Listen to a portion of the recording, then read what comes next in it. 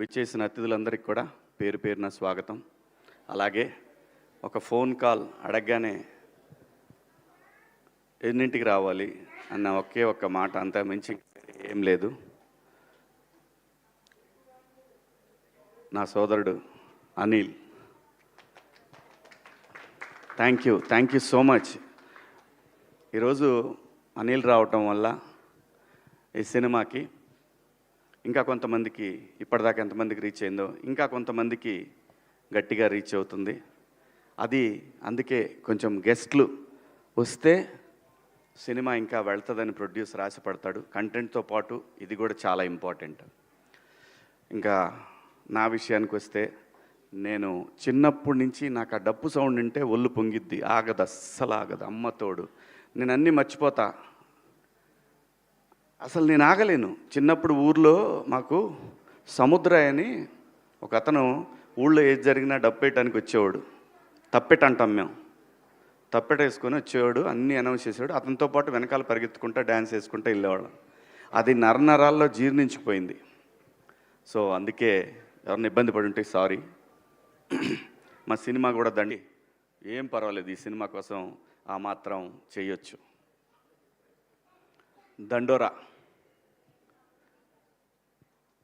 ఈ సినిమా తర్వాత ఈ సినిమా ప్రొడ్యూసరు నా దృష్టిలో ఇంకా యూత్ బాయ్ నైట్ లైఫ్లన్నీ వదిలేస్తే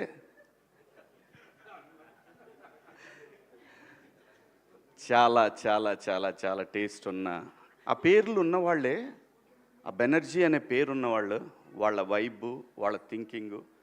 నేను ఇండస్ట్రీలో తిలక్ గారు అనే ప్రొడ్యూసర్ ఉండేవారు, ఆయన పూర్తి పేరు కూడా బెనర్జీ గారు అని ఉండేది. ఆ బెనర్జీ అంటే కమ్యూనిస్టులకు ఎక్కువ పెట్టుకునేవాళ్ళు ఈ పేర్లు. కమ్యూనిస్టుల ఫ్యామిలీస్లో ఉన్న వాళ్ళల్లో ఎక్కువ ఈ బెనర్జీ అనే పేరు పెట్టుకునేవాళ్ళు. సో చాలా చాలా చాలా అంటే అండి, సినిమా డబ్బులుంటే తీయొచ్చు, డబ్బులు ఎవరిని ఇస్తే తీయొచ్చు, కానీ కథను సెలెక్ట్ చేసుకుంటాడు చూసారా, అది అందరితో సాధ్యమయ్యే పని కాదు. 100%. డబ్బులు మనం అన్ని బిజినెస్ల్లో బ్రహ్మాండంగా తోపులం బ్రహ్మాండంగా చేశామని అనుకుంటారు, కానీ భగవంతుడికి ఒక్కొక్కడికి ఒక్కొక్క టాలెంట్ ఇస్తాడు. డబ్బులు ఇవ్వకపోవచ్చు, డబ్బులు అవే వస్తాయి. సరస్వతి ఉంటే లక్ష్మి నడుచుకుంటా వచ్చేస్తాయి. అంటే అలానే ఆయన దగ్గర డబ్బు లేదని కాదు నా ఉద్దేశం. కథని సెలెక్ట్ చేసుకోవటం దగ్గరే ఏ ప్రొడ్యూసర్ సక్సెస్ అయినా కానీ దానికి పునాది అదే. అలాంటి ఐక్యూ ఉన్న, దండిగా ఉన్న నిర్మాత బెన్నీ గారు. డెఫినెట్గా ఈ సినిమా తర్వాత ఆయన్ని చూసే విధానం మారిపోద్ది. అలాగే దర్శకుడు, సినిమా అంటే ఎవరికి ఇష్టం ఉండదండి, ఎవరికి ప్యాషన్ ఉండదు. తన కెరీర్ని అమెరికాలో తన స్టూడెంట్ లైఫ్ని, తర్వాత తన జాబ్ని ఎంజాయ్ చేసిన తర్వాత తనంటూ ఇంకా నేను బతకగలననే ధైర్యం వచ్చిన తర్వాత సినిమా కోసం తనకున్న అన్నీ వదిలేసుకొని సినిమా మీద ఉన్న ప్యాషన్ తోటి ఒక మంచి కథ రాసుకొని, మంచి కథ అంటే అండి, ఈ సినిమాకి ముందు చెప్పాల్సింది, ఇది చాలా బాగా రాసిన స్క్రిప్ట్ అండి. నాకు కథ అంతా తెలిసినా సరే థియేటర్లో నేను చూశాను. మేడం మా ఆర్టిస్టులు ఎంతమంది చూశారో నాకు తెలియదు. సినిమా నేను చూశాను. ఎక్కువ చెప్తే ఓవర్ అవుతుందేమో అనే భయం కూడా ఉంది లోపల. కానీ నేను నా రీఎంట్రీ తర్వాత డబ్బులు నాకు చాలా అవసరం, నాకు కూడా చాలా అవసరం. నాకు 2 పిల్లలు, మీకు తెలుసు, వాళ్ళని చదివించాలంటే ఎన్ని ఇబ్బందులు ఉంటాయో. అందులో సినిమా యాక్టర్ కొడుకనగానే వాడికన్నా నేను ఎక్కువ ఆలోచిస్తే ఇండేమని అనుకుంటారేమోనే, అదొకటి. బట్ లక్కీలీ అలా ఆలోచించే పిల్లలు కాకపోయినా కానీ చదువులకి చాలా అవుతుందండి ఈ రోజుల్లో. అలాంటి పిల్లలు అనేసరికి మారిపోయింది నా ఆలోచన. అలాంటి సిచ్యువేషన్ ప్రతి తల్లిదండ్రికి ఉంటుంది. అలాగని చెప్పి ఆ తల్లిదండ్రులు వాళ్ళ పిల్లల్ని అంత ఈజీగా వదిలేరు. సినిమా దేని గురించి మాట్లాడుతుంది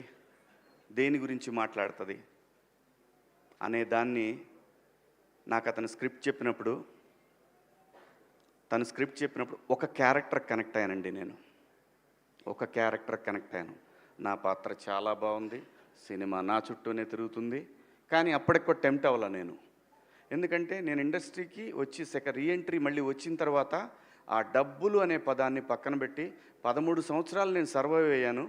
ఇంకా నాకు డబ్బులు కాదు కావాల్సింది, నాకు ఇంత పేరు ఇంత రెస్పెక్ట్ ఇస్తున్నా వీళ్ళకి గౌరవం ఇవ్వాలి, మంచి సినిమా అయితేనే చేద్దాము, లేకపోతే పుట్టించినోడికి తెలుసు ఎలా తీసుకుపోయే వరకు ఎలా నడపాలనేది ఒక బలమైన ధైర్యం వచ్చిందండి నాకు.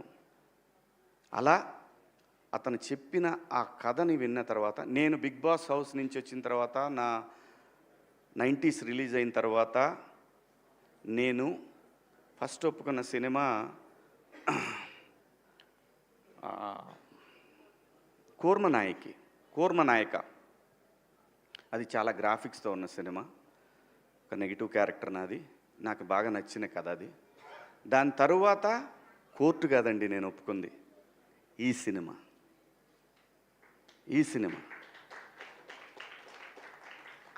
దీనికి పురిటి నొప్పులు ఉన్నాయి, లేవంటలేదు. ఆ కారణం చేతనే నాని గారు తొందరగా అయిపోయింది, కానీ బెన్నీ కదా కొంచెం కష్టం ఉంటుంది, ఉండాలి, ఉంటేనే రెస్పాన్సిబిలిటీ ఉంటుంది, లేకపోతే కష్టం. అలా ఈ సినిమా 90s చేసిన నవీన్ మేడారం అని ఆయన నిర్మాత, దానికి సిరీస్కి ఆయన ద్వారా వచ్చారు ఈయన నా దగ్గరికి. ఈయన వచ్చినప్పుడు ఫస్ట్ నాకు పిచ్ డెక్ పంపించమని చెప్పాను నవీన్ మేడం, అది పంపించారు. ఆ తర్వాత ఆయన కథ చెప్పారు, వచ్చి నాకు కథ చెప్పారు. అదంతా వింటున్నాను కానీ నేను ఎక్కడ టెంప్ట్ అవ్వలేదు. ఓకే బాగుంది, బాగా రాసుకున్నాడు. ఎప్పుడైతే ఒక పాత్రను ఇంట్రడ్యూస్ చేశాడండి, అక్కడి నుంచి సినిమా లెవెల్ కూడా ఎవరెస్ట్ శిఖరంలాగా వెళ్ళిపోద్ది అనమాట. ఆ ఎవరెస్ట్ శిఖరంకి వెళ్ళిన తర్వాత బయటకు వచ్చే హై ఉంటుంది చూసారా, ఆ హై మీరు ఇందాక చూసిన తమ్ముడు డ్యాన్స్ చాలా బాగా రాసుకున్నాడండి. నిజంగా నేను అమితంగా ప్రేమించేమీ మాట్లాడట్లేదు, సినిమా తీసేవరకే ప్రేమిస్తాను నేను. సినిమా తీసిన తర్వాత అది ఎడిటింగ్ రూమ్లోనైనా థియేటర్లో నిర్దాక్షిణ్యంగా దాన్ని నేను హేట్ చేసినంత ఎవరు హేట్ చేయరు. అబ్బా అంట మా వాడు ట్రైలర్ చేసిన, అబ్బాయి అక్కడక్కడ లూజ్ ఫ్రేమ్స్ ఉన్నాయో అన్న, పెద్ద కొంచెం టైట్ పెట్టొద్దు, తెలీదు మరి ఎవరో ఏమంటారో, బయటికి వెళ్తుంది ఫస్ట్ మన బిడ్డ బయటికి వెళ్తూ ఉంది ఫస్ట్ టైం అని చెప్పి ఆ భయం ఉంటుంది. ఆ భయంతో చాలా చెప్తాం. నేను మళ్ళీ సినిమాలు చేయటం మొదలుపెట్టిన తర్వాత నాకు అందరు కొత్త డైరెక్టర్లే వచ్చారు, అన్ని కంటెంట్ ఓరియంటెడ్ ఫిల్మ్సే. ఏ ఫిలిం కూడా డబ్బుల కోసమే, డబ్బులు తీసుకుంటున్నాను, డబ్బులు తీసుకోవట్లేదు, మళ్ళీ అలాంటి మాటలు మాట్లాడకూడదు. డబ్బులు కావాలి కదండి అని అలా బతిలాడుకొని తీసుకుంటున్నాను, అది వేరే విషయం. కానీ ఆ కంటెంట్ విషయంలో మాత్రం నో కాంప్రమైజ్, నో. ఈ సినిమా ప్రతి ఒక్కళ్ళని, చాలా సినిమా రిలీజ్ అయిన తర్వాత, రేపు లేదంటే ప్రీమియర్స్ పడ్డ తర్వాత జర్నలిస్ట్ సోదరులు ఉన్నారనే పెద్ద ధైర్యం అయితే నాకు ఒకటి ఉంది. ఎందుకంటే మీరు రీసెంట్ డేస్లో వాళ్ళు మీరు చూశారు, ఒక ప్రీ వెడ్డింగ్ షో కానీ ఆ తర్వాత వచ్చిన 2-3 సినిమాలు కానీ వాళ్ళు బ్రహ్మరథం పట్టిన విధానం, అది ఇండస్ట్రీకి శ్రీరామరక్ష, నిర్మాతలకి శ్రీరామరక్ష. అలాంటి ఒక ధైర్యం నాకుంది. ఈ కథని వాళ్ళు ఎలా చూస్తారనే దాంట్లో నేను సినిమా చూసా. సినిమా అద్భుతంగా వచ్చింది. ఇది మార్నింగ్ షో వరకే, ఈ వారం చిన్న సినిమాలు ఏం రిలీజ్ అవుతున్నాయి అని మాట్లాడుకునే వాళ్ళకి మాత్రం ఈ వారం చిన్న సినిమాల్లో ఇదొక చిన్న సినిమా. కానీ 25th సాయంత్రానికి ఇది చాలా పెద్ద సినిమా.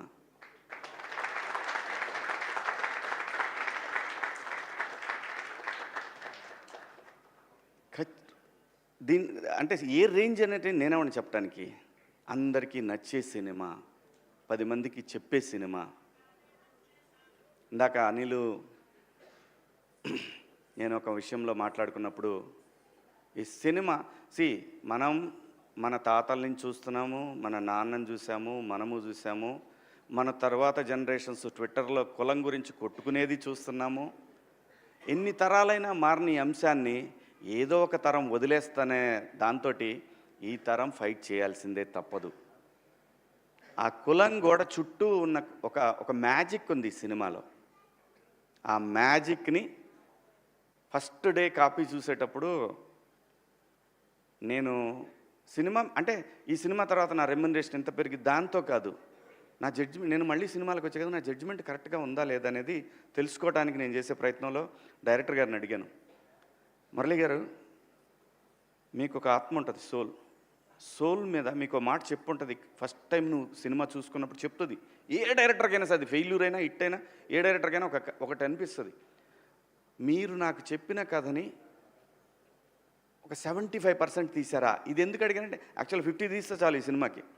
75% తీశానని మీ ఆత్మ చెప్తుందా మీకు అని అంటే, ఆయన అన్న ఎగ్జాక్ట్ వర్డ్స్, సార్ అందరూ ఓవర్వెల్మింగ్గా ఉంది సార్, భయం వేస్తుంది నాకు, కానీ నేను ఒక 80% తీసా అనుకుంటున్నాను సార్ అని అన్నారు. ఎగ్జాక్ట్గా ఇదే మాట మాట్లాడారు ఆయన. చాలు 50 తీస్తే చాలు, నువ్వు 80 అనుకున్నావు అంటే ఖచ్చితంగా 60-70 దాకా వచ్చి ఉంటుంది, అది ఏం ప్రాబ్లం లేదు.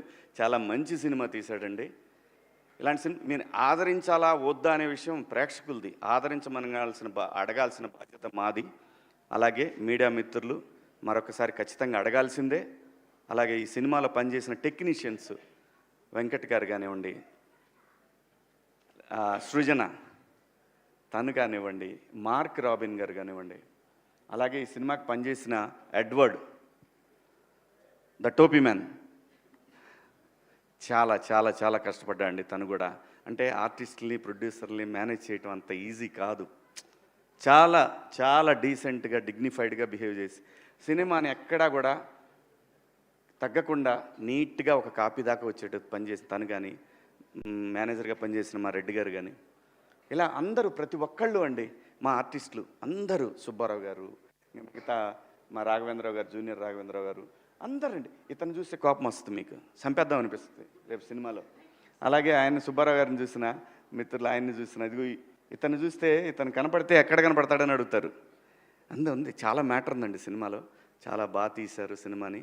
ఖచ్చితంగా చాలా మంచి సినిమా. ఈ సినిమాలో మేము పనిచేసామని చెప్పుకొని ధైర్యంగా ఆర్టిస్టులు అందరూ చెప్పుకునే సినిమా. ఈ సినిమాలో నాకు బాగా నచ్చిన పాత్రల్లో బిందు మాధవి గారి పాత్ర ఒకటి. ఏమండి, మన దగ్గర చాలామంది ఆర్టిస్టులు ఉన్నారండి, చాలామంది. ఎట్లాంటి ఈగోకి పోవసరం లేదు. మనిషి జీవితమే ఈగోల మయం. ఎలాంటి ఈగోలు పోవాల్సిన లేదు. మీరు పాత్ర ఇచ్చి చూడండి, భారతదేశంలో ఏ నటుడికి తగ్గకుండా పనిచేసే ఆర్టిస్టులు ఇక్కడ ఉన్నారు.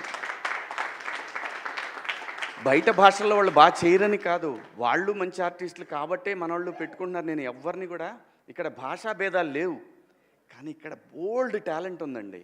చాలా కుప్పలు తెప్పలు టాలెంట్ ఉంది. నందు కానివ్వండి, మా తమ్ముడు చింపి చాట చేశాడు సినిమాని. అలాగే రవికృష్ణ, మణిక, మీ ఇద్దరు పేరు తలకాయ నొప్పి నాకు ఈ సినిమాకి. Monica, Robin Singh, Robin Hood లాగా